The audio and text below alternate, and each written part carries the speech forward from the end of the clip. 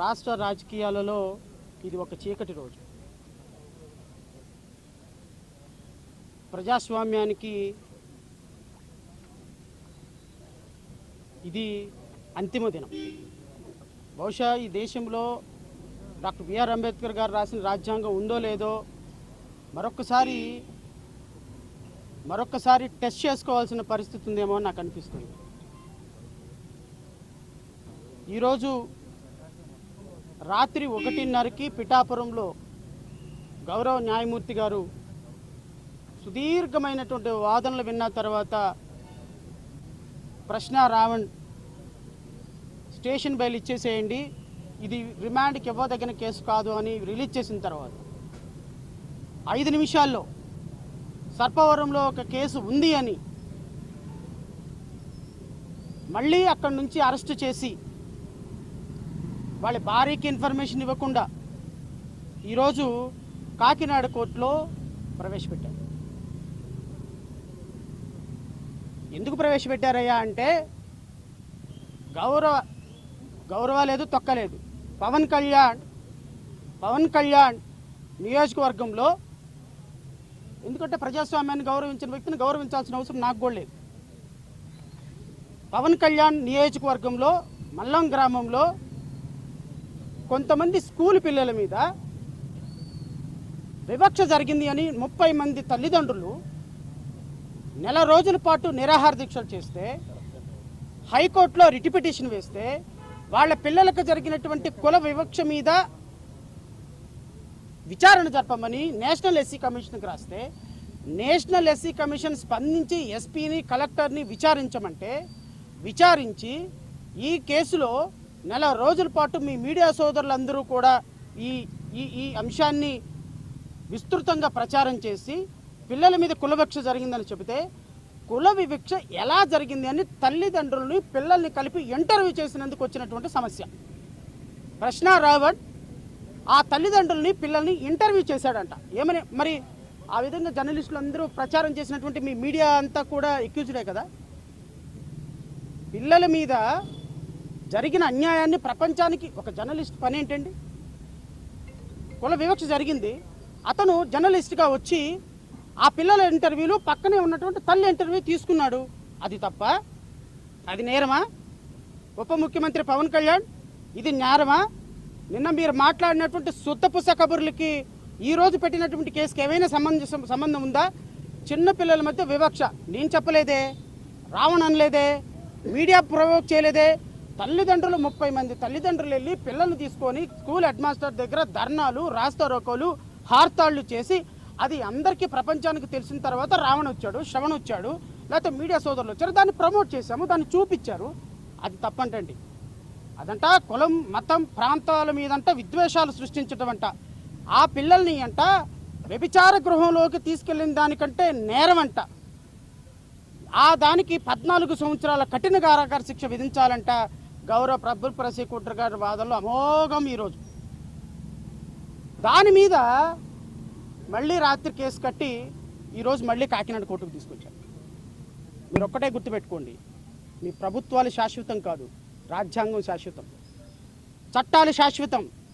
Police అధికారులు గుర్తుపెట్టుకోండి, ఈరోజు పవన్ కళ్యాణ్ ఉంటాడు, రేపు శ్రవణ్ కుమార్ ఉంటాడు, ఎల్లుండి రావణ్ కుమార్ ఉంటాడు, ఆవతల ఎల్లుండి రామారావు ఉంటాడు, సుబ్బారావు ఉంటాడు, వెంకట్రావు ఉంటాడు.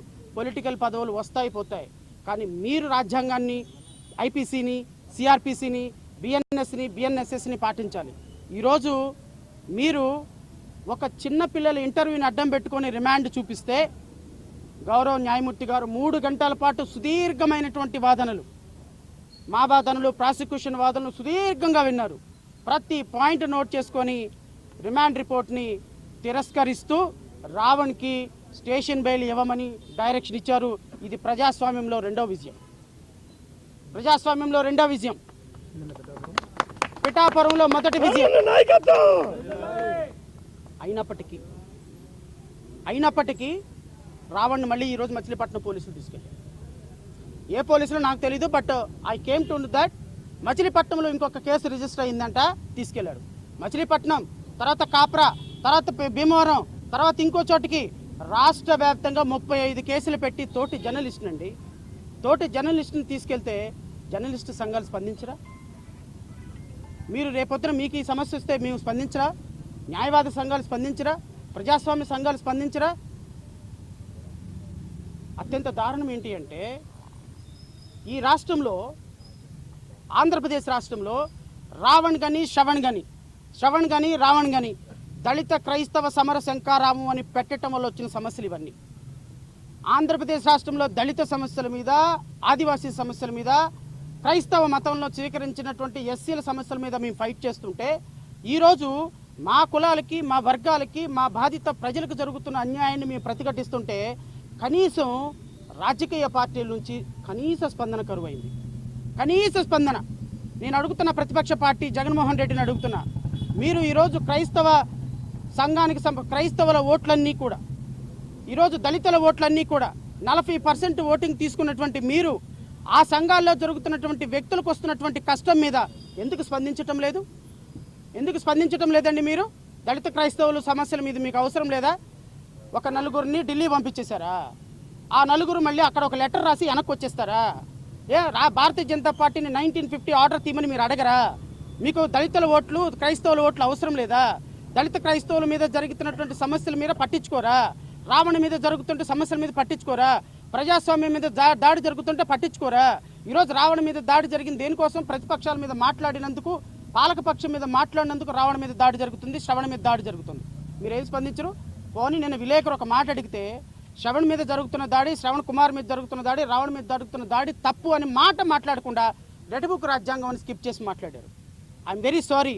First time I'm expressing my displeasure towards opposition leader. This is not democracy. Democracy అంటే ప్రతిపక్షాలు మాలాంటి వ్యక్తుల కోసం, పాలకపక్షంలో మీద పోరాడుతున్న మాలాంటి వ్యక్తుల కోసం మీరు ఫైట్ చేయాలి. ఈరోజు చంద్రబాబు నాయుడు, ఈరోజు ప్రభుత్వంలో ఉన్నటువంటి వ్యక్తులు, ఈరోజు రఘురామకృష్ణంరాజు, ఈరోజు deputy chief minister Pawan Kalyan ఈరోజు ప్రజాస్వామ్యాన్ని అనగతొక్కుతుంటే, ప్రజాస్వామ్యం కోసం పోరాడుతున్న జర్నలిస్టుల్ని ఈరోజు కేవీఆర్ అక్కడ అరెస్ట్ అయిపోయినాడు, 14 రోజులు రిమాండ్. మీ జర్నలిస్ట్ సోదరుడు ఈరోజు రావణ్ అరెస్ట్ అయ్యాడు. మళ్ళీ ఇప్పుడు మచిలీపట్నం పోలీసులు తీసుకెళ్లారు. మీరు మాత్రం నిమ్మకు నీరు ఎత్తినట్టు కూర్చొని ప్రెస్ మీట్లు పెడుతున్నారు. What is this? ఈరోజు ప్రజాస్వామ్యం ఇంత కష్టంలో ఉంటే మీరు మీ పొలిటికల్ మాత్రమే మాట్లాడతారా అని ప్రజలు అనుకుంటున్నారు. నాకైతే చాలా బాధ అనిపించింది. I'm very sorry. ఈరోజు రావణ్ పక్కన నేను లేకపోతే, మా పార్టీ లేకపోతే, మాది ఎంత పార్టీ అండి? గట్టిగా 4 అడుగులు వేస్తే కూలబడిపోయే పార్టీ. 4 మాటలు మాట్లాడితే మేము ఈ రూమ్లో వినపడిన పార్టీ. మాలాంటి వాళ్ళమే ప్రాణాలకు తెగించి పోరాడుతుంటే 5 సంవత్సరాలు ముఖ్యమంత్రిగా ఉన్నవారు మీరు పోరాటం చేయరా? మిగతా రాజకీయ పార్టీలు మద్దతు, మీడియా రంగానికి మద్దతు ఇవ్వరా? ఒక ప్రశ్న రావణ్ లాంటి ఒక వ్యక్తి దళిత క్రైస్తవులు సభకు వచ్చి మాట్లాడి ఈరోజు కష్టం పడుతుంటే మాట్లాడరా? ఎవరి కోసం మాట్లాడాలి?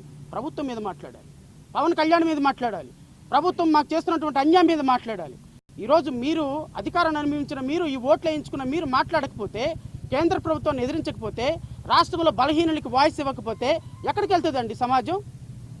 అబ్సల్యూట్లీ ఈరోజు రాజకీయ పార్టీలన్నీ కలవాలి. ఆ పార్టీ ఈ పార్టీ భేదంతో నేను మాట్లాడటంలా. నేను గౌరవ మాజీ ముఖ్యమంత్రి గారిని కూడా వినయపూర్వకంగా కోరుతున్నా, this is a time to fight together. ప్రజాస్వామ్యాన్ని మనుగడ కోసం రాజకీయాలు చేయాల్సిన సమయం కాదు. ప్రజాస్వామ్యం కోసం మీరు మాలాంటి వాళ్ళందరినీ, చిన్న వాళ్ళని కలుపుకొని పెద్దన్న పాత్ర పోషించాలి. ఎందుకు అంటే అధికారాన్ని మీరు అనుభవించారు, ఈ ఓట్లు మీ దగ్గర ఉన్నాయి కాబట్టి. ఈరోజు మా వాయిస్ చాలా చిన్నది కాబట్టి ఈరోజు మేమే చుక్క రక్తపు చుక్కని పేర్చుకొని నెల రోజులైందండి ప్రాపర్గా మేము అన్నం తిని నిద్రపోయి ప్రజల కోసం, ప్రజాస్వామ్యం కోసం ఫైట్ చేస్తున్నాం. ఈరోజు రాజకీయ పార్టీలకు ఉన్నటువంటి మీరు ఈరోజు రావణ్ చిన్న పిల్లండి, 8 సంవత్సరాల పాప, వాళ్ళ భార్య, తల్లిదండ్రులు, and what kind of treatment that people are giving? దాడి చేస్తారా? పవన్ కళ్యాణ్ గారు దాడి చేస్తారా? ఫిజికల్గా దాడి చేస్తారా? 500 మంది కోడిగుట్లు రాడ్లతోటి దాడి చేస్తారా? ఇదా మీ డెమోక్రసీ? దీనికోసం మీకు హోమ్ మినిస్టర్ కావాలి? దీనికోసమా క్రిమినల్స్ని కాళ్ళకి కాళ్ళు, కీళ్ళకి కీళ్ళు విరక్కొట్టేటువంటి గౌరవ ఉప ముఖ్యమంత్రి గారు? మీ జన సైనికులు కోడిగుడ్లు, రాళ్ళు, రప్పలతోటి ఈరోజు దాడి చేశారు. వాళ్ళ కాళ్ళు కీళ్ళు విరక్కొడితే చూడాలని ఉంది సార్ మీకు. వాళ్ళకి యోగి ఆదిత్యనాథ్ ట్రీట్మెంట్ ఇస్తే చూడాలని ఉంది సార్. వాళ్ళకి మీద కేసులు కట్టి ఇదే పోలీస్ స్టేషన్లో రిమాండ్ పెడితే చూడాలని ఉంది సార్.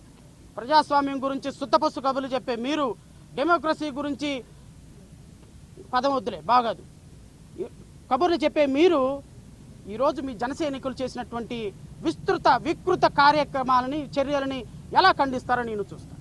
సనాతన ధర్మం అని ఒక డ్రెస్ వేసి వీడియోలో కూర్చొని పేపర్లు చదవటం కాదు సార్. అడ్మినిస్ట్రేషన్ అంటే మీ కార్యకర్తలను నిలువరించండి.